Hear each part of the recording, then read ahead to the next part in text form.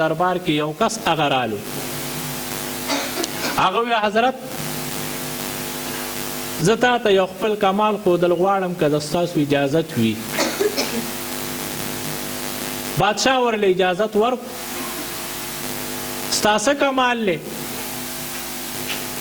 نو هغې وی حضرت تاسو ګورئ اوس د هارون الرشید بادشاه په دربار کې 2 ستنې راواغېشتې، نو یوه ستنې هلته ښخه که، بله ستنه هغه وړه وه. وی ورله ګوره دا ستنه وه، هغه بله ستنې په هغه سوري کې زه تېروم د دې ځای نه، چې څنګه یې داسې وروویشته، نو دا ستنه د هغه ستنې په سوري کې تېره شوه، هغه طرف ته ووته. دربار کې چې څانه کسان ناست وو،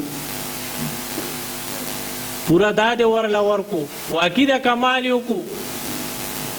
بادشاه اعلان وکړو 10 دراهم انعام، او دی م ورله وی چې 10 دریم ووښئ، سزا یې پې وخېجوله. دربار والا هغه حیران چې بادشاه نه تپوس وکړو حضرت تاسو خو ورله انعام ورکو، کمال یې وکړو، نو دا خو زمونږ ذهن ته هغه راله، خو دا سزا 10 درې دا مو ورله حضرت دا حکم مولې جاري کړو. نو هارون الرشید بادشاه پخواني بادشاهانم الله تعالی دې موږ ته هم هغه رنګې بادشاهان را نصیب کړو، امت ته د هغې قسمه بادشاهانو ضرورت دی. دا یو فرمایل او دا خبره یې وکړله چې دا سزا مې ځکه ورکه ده چې دا کم فعل هغه وکړلو په دې دربار کې، د دې دپاره به د سانه پریکټس دا به کړي وي، او په دې باندې به د سانه وخت دا به ضایع کړي وي، او په دې کې څه فایده ده؟ هیڅ فایده چې کوم دی په دې فعل کې هغه نشته. نو دا یو بې فایدې فعل په هغې باندې مې ورله سزا ورکړه چې د قیمتي ټیم په دې باندې هغه ضایع کړی دی.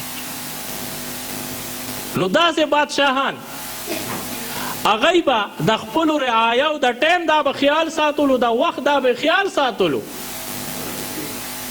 چې دا قیمتي اوقات دا څنګه زما د رعایه هغه په دې دغه کې چې کوم دی هغه خرچ کېږي.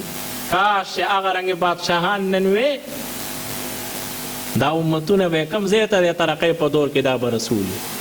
د ترقۍ دې دور ته وګوره او د مسلمان په ښکته تلو ته وګوره. مخکې دور د ترقۍ نو، خو لیکن مسلمان د اسمان سره خبرې کولې. د دنیا په 3مه حصه باندې د مسلمان هغه راجو کامل حکومت په 3مه حصه باندې، او دا نور چې کوم هغه د مسلمان ماتحت